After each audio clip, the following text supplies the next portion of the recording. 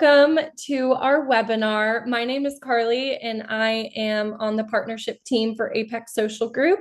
Something that's really important to us is to have a community of trusted referral resources. So we're able to share information to families and caregivers. We know how hard it can be navigating the complex resources and systems that come from having a child or an adult with special needs. So I'm really, really excited to launch this weekly webinar series where we hear from the community topics they would like to learn more about. And one of the most probably top ones I've been getting is what's next for Medicaid waivers. So we want to share a real information-based practical update for parents and caregivers.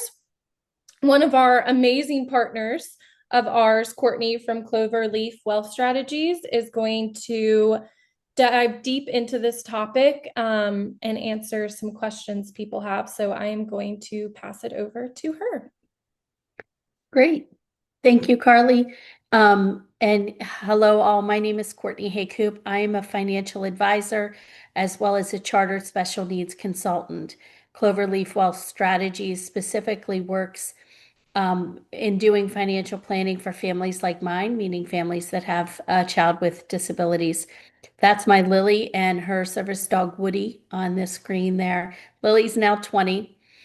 Some days she still is cute. Other days she's, I always say they're cute when they're sleeping though, right? So, thank you very much for having me today, Carlee. And let's talk a little bit today about Social Security and Medicaid and how that all works into disability and financial planning and give you a bit of an update as to where things are today.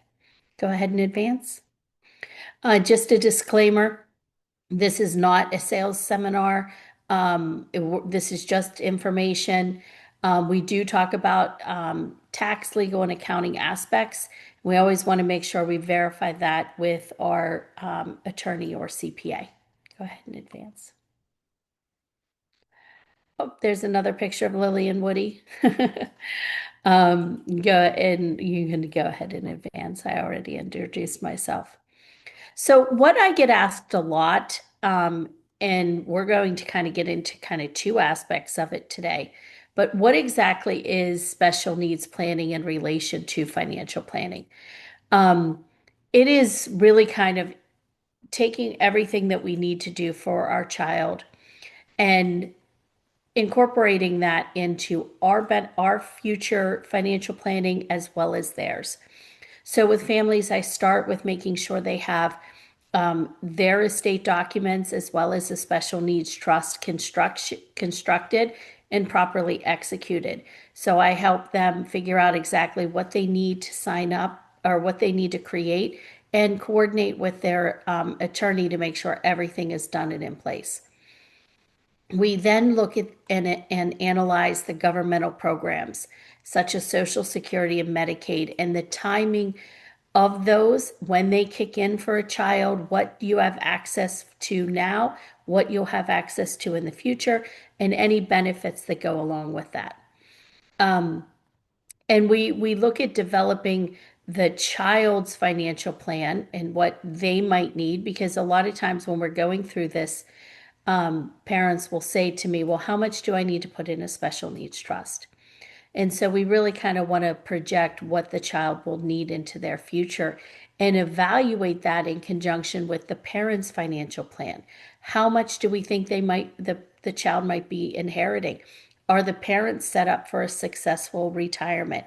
Are we doing and constructing their financial plan in light of retirement that may include three, if a child doesn't fully launch, or if, maybe partially supporting that child or fully supporting that child.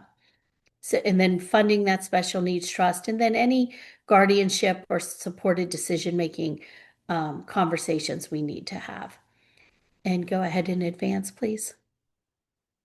So let's start with the first program, Social Security, and what programs are available. As we kind of, there's been a lot going on in the federal government. None of these programs have had any significant changes to how they're structured, what they cover, what they're paying, anything like that. There's been no structural change whatsoever. What we are seeing, though, is that offices are closing. There are longer wait times. There is more scrutiny into the documentation that is being provided to receive the benefits. Additional paperwork asked for, things like that.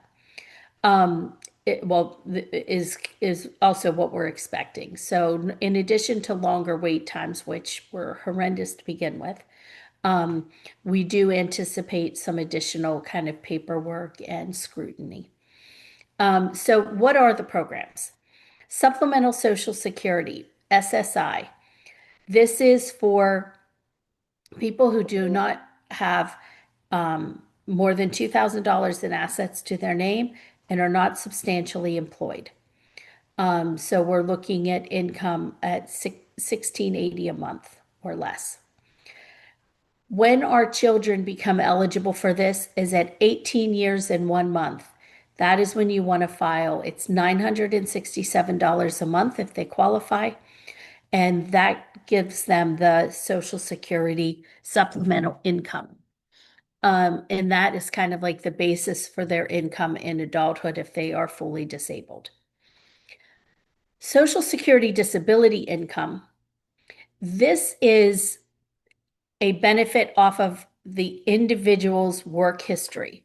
So if your child has never worked, they will not receive Social Security disability income.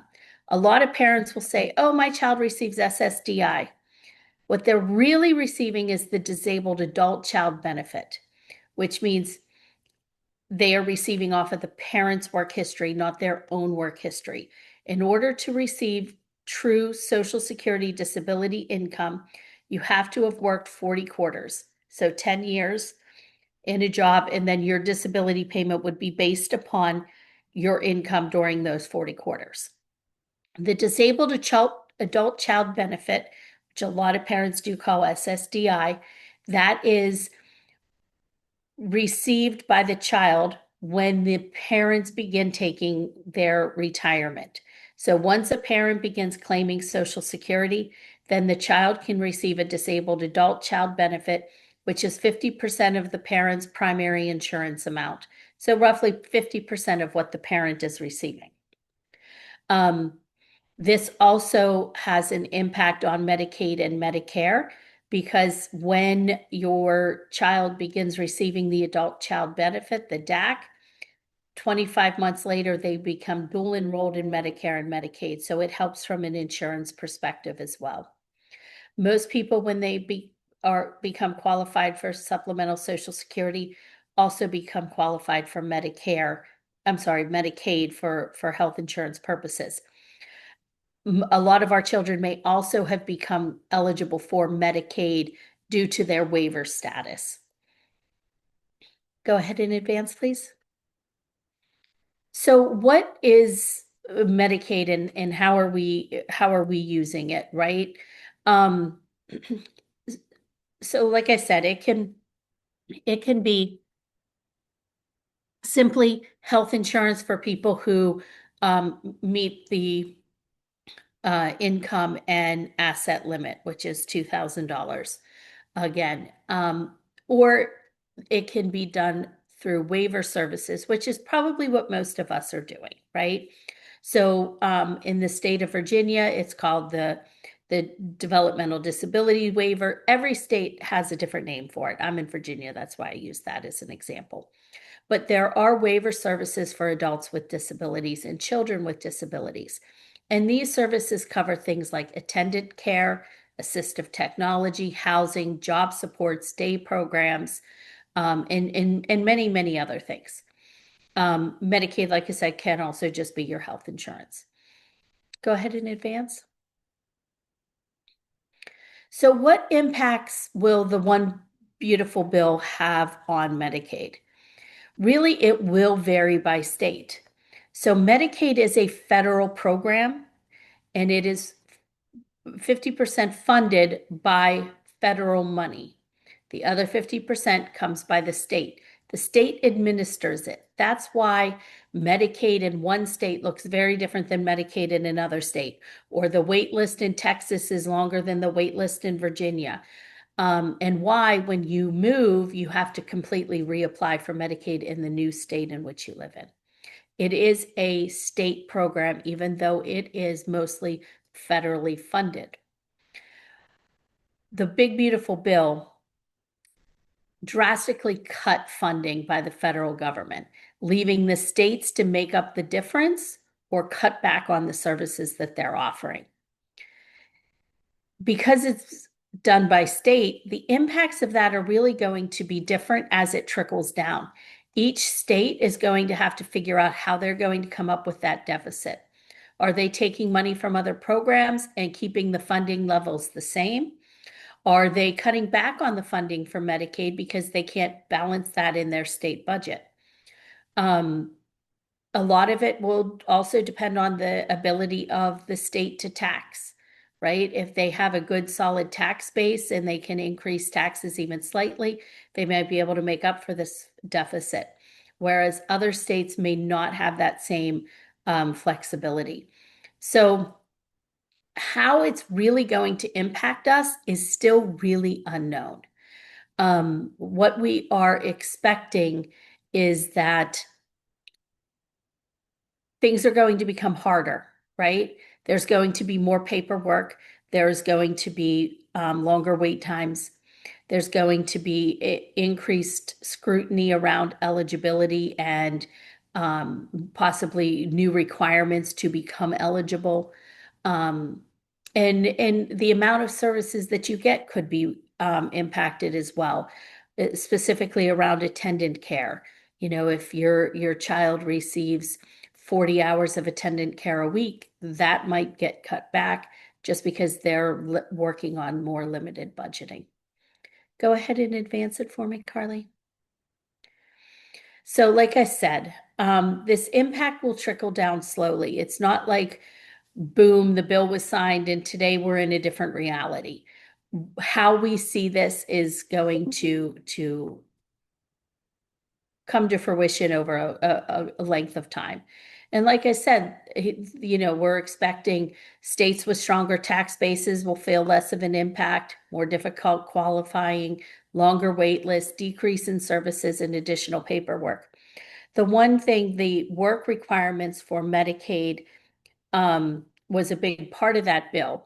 And most of our children would receive exemptions because they are unable to work. So they're not going to have this additional reporting requirement, but we're going to have an exemption reporting requirement. So we know at least one thing that there will require additional documentation, and we're expecting it to be a little bit complex. Because you know, the less people in the program, the less it costs the state. Go ahead and advance. So what can we do? How can we make change? What do we need to do to prepare ourselves? Advocate politically with various nonprofits as they petition and rally. Look at the ARC chapters in your area, in your state. Nationally, they're doing a lot with trying to, they'll give you kind of canned emails to send to your senators. I've seen one where it's a drop-down menu. You click what state you live in and you adjust the email you want sent and it goes. So participate in that as you can. Also, you want to ensure your child is at the proper priority level for the wait list. So if you are on a wait list, make sure you are in communication with your community services board to make sure that you are at the correct level and are going to move ahead. That's specifically for any of the viewers on here from Virginia, because Governor Youngkin had committed to get every priority one person off the wait list in 2025.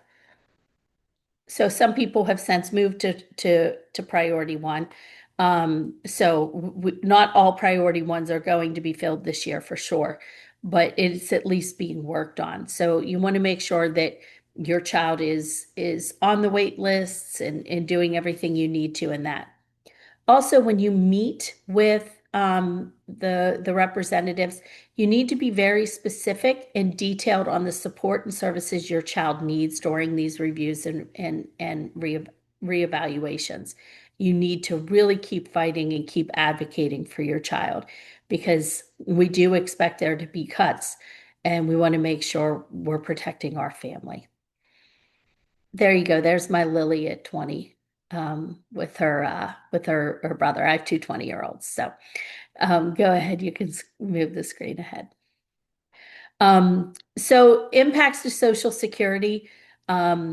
We are seeing longer wait times. Remote offices have been closing, so you might have to drive further to go in office or schedule telephone interviews, which are difficult, as we all know. There could be policy changes on how the rules are implemented and more scrutiny on the process and the applications in general. Go ahead, please. I always end with a quote, and since we're recording, we're not going into questions here, but I just want to leave this quote for you all. Long-term thinking and planning enhances our short-term decision making. Making sure you have a plan for your life in your hand that includes the financial plan and your mission. I really like that quote, because a lot of us, our mission is to ensure that our child is protected during our lifetime and after ours, and that really ties in with all that we do on the financial planning side to ensure that happens. Go ahead to the next screen. Here's my contact information. If you do have questions, feel free to reach out to me offline. I'm glad to speak with any of you, do a free consult to see how I might be able to help you or answer the questions you have. I'd really like to take this opportunity to thank Apex Social for having me in today, and anything you all need in the future, I'm here. Thank you, I'll pass Cortney. it back to you, Carlee. Thank you. Thank you. And we're so glad you did this. You were first person I thought about. I think there's a lot of misinformation out there on Facebook groups and a lot of anxiety with all the different changes going on. So I hope families and caregivers from this, you get a little bit of a peace of mind. I know there's still some uncertainty, but know that Cortney's here to answer any questions you might have, go through some things, because this is an important piece for your child. But I am going to talk a little bit more, just a brief overview on Apex Social Group. Not a lot of families know we exist or are out there, and I will talk a little bit more about how that ties into Medicaid waivers, because it does. So Apex Social, a kind of large overview of what we do. We place live-in care professionals that have backgrounds in healthcare, education, therapy to live in home with families that have children with special needs. I'm an educator. I was a director of a school. I see families too often, too many times, having a hard time finding that reliable and quality care for their child. And that could be detrimental to all the moving pieces of a family. There's no kind of shared experience like a family's experience. So I'm going to share a YouTube video from one of our families about her experience.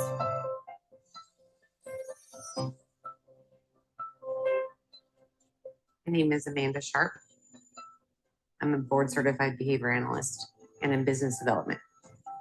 He was born regular, no complications, and then around like 19 to 20 months, we started recognizing global delays. And so after that, we had him tested in California. He was diagnosed with full autism spectrum disorder, and it was scary.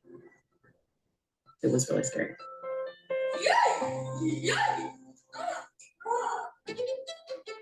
So before we had any CPs in here, any help, it was just us. So there was me and my wife and our daughter, a 15-year-old daughter, trying to take care of a growing boy who requires 24/7 care.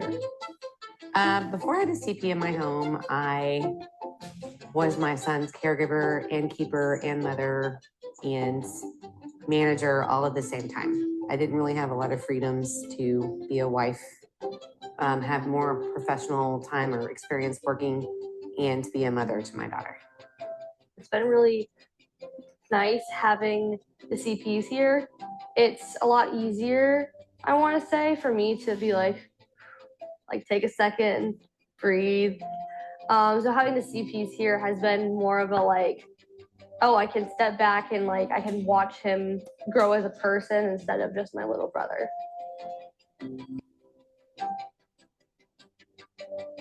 Mandy was able to find our care professionals through Apex, and they showed up, and things changed a lot. We're able to have freedoms that we previously just couldn't have. Quality of life has increased in several different avenues. That starts from the small little things of being able to take a bath all the way up to I haven't been anywhere with my husband alone in 2.5 years. So as care professionals with Hayden, we help him in his everyday life. For example, getting ready in the morning. We make sure that he eats his breakfast before he goes to therapy. For his lunch break, we make his food for him, and we just spend time with him so that he can relax. And on the weekend, it's a little bit different, the routine, because he has no therapy. So we go outside with him a lot and play games, watch movies together. He has some schoolwork that we do with him. It's called Equipping Minds. And it's just a tool that we use for him to develop more like his school level. For example, he has some cubes and he puts the colored cubes on the colored arrows. It's good that we can use tools so that we have more of a connection with him too. We make some schoolwork with him, and then it's lunchtime. After lunchtime. So yeah, he likes very much jumping on trampoline and swinging. So we're going to the goats, to the brown bench in the front. I'm really part of the family, and we eat together every evening and we do things together. So I'm really thankful for that. Anybody that uses Apex will not only get the help that they need, but they'll also kind of get the relief that knowing that somebody's there that actually cares, and there's consistency, and they will stick with you through the hardest times because they've already proven it. Having care professionals from Apex are not just for your child. It's for your family, and that's that sense of well-being really is that's what you gain from it. Hayden, are you happy? Are you happy with Micah and Celine? Okay, yes or no? Okay, we'll see you soon.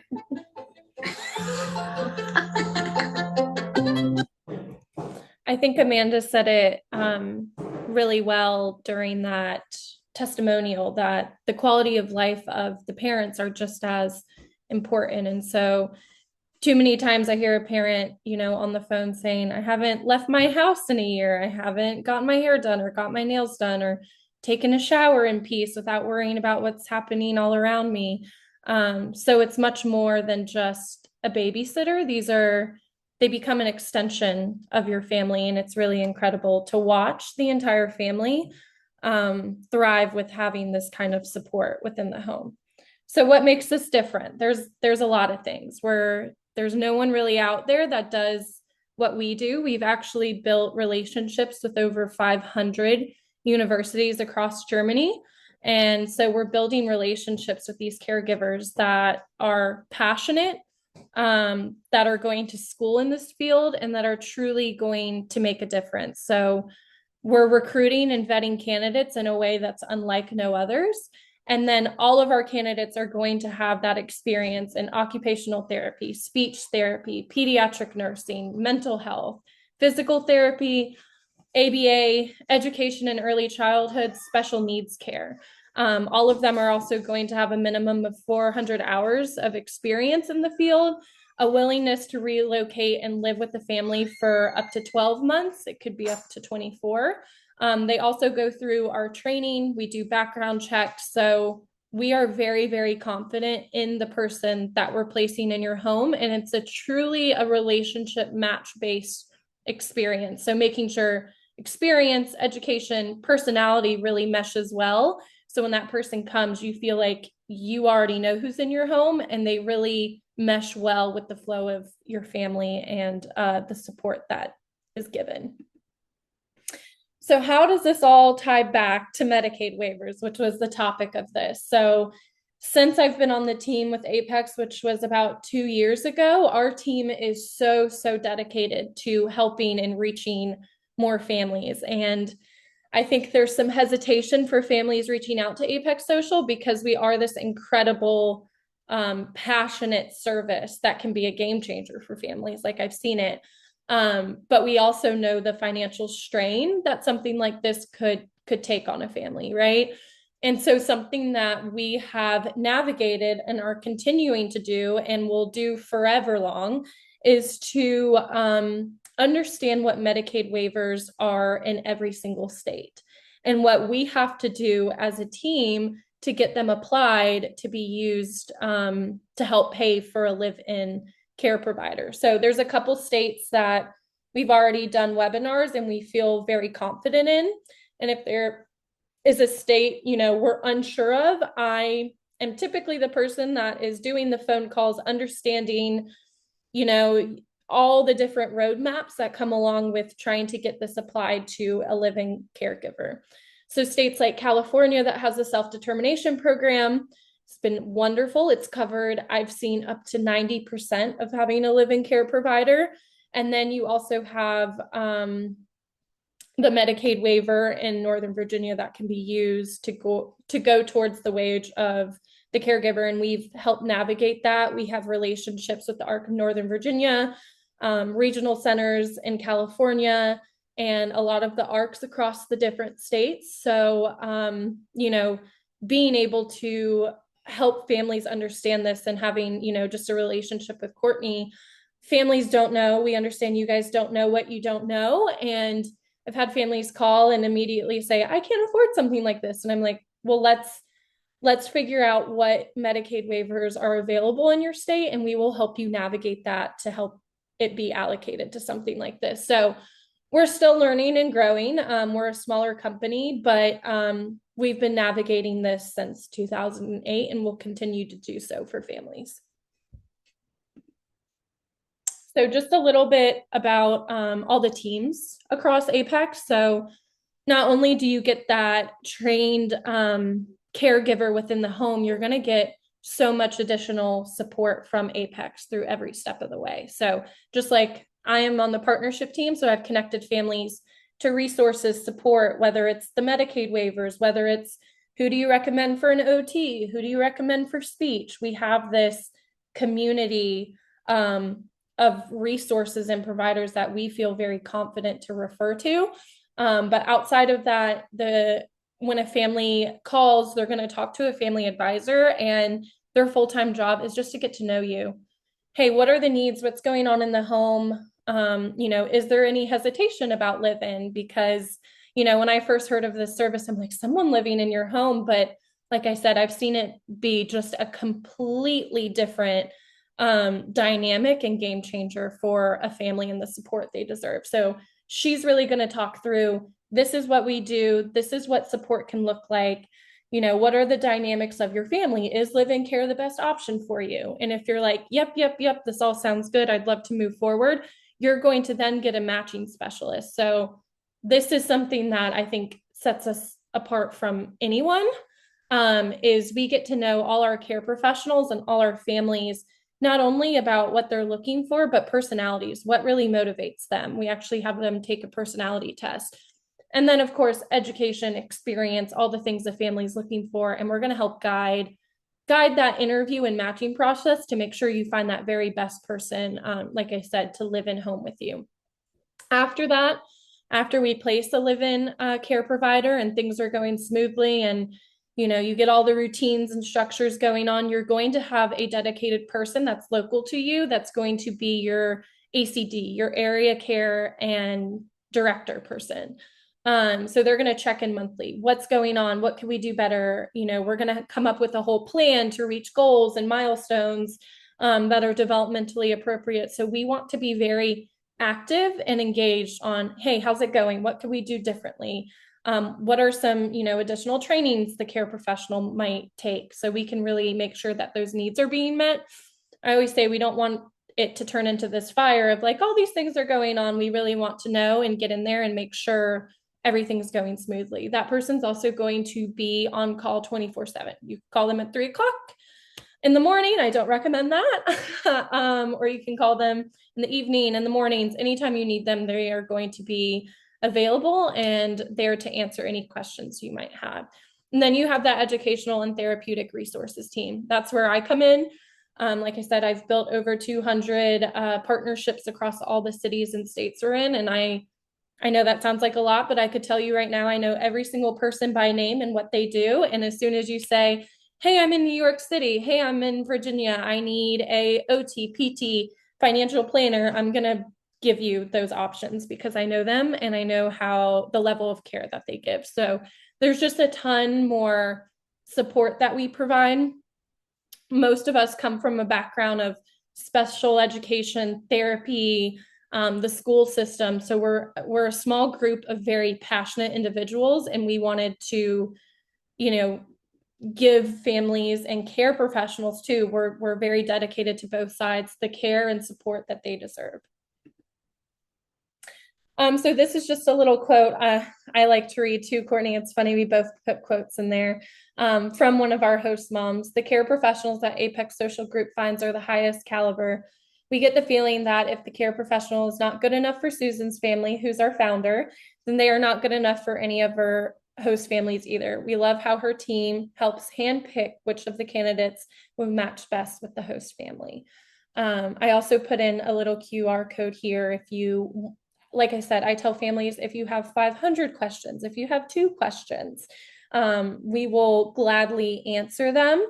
But I also wanted to end on a note of saying thank you guys for listening, watching, registering for our event. I think it's very important to Cortney and myself to get information out there to families and help, even if it's just a small piece of you navigating some resources. So please don't feel like if it doesn't even relate to live-in care or the Medicaid waiver and there's something else we can answer, we would be more than happy to hop on a call and just talk through some things. So thank you guys for your time. And we will send out a recording of this. So if you need to look back and go over some things, you'll have it on hand. So thank you for your time.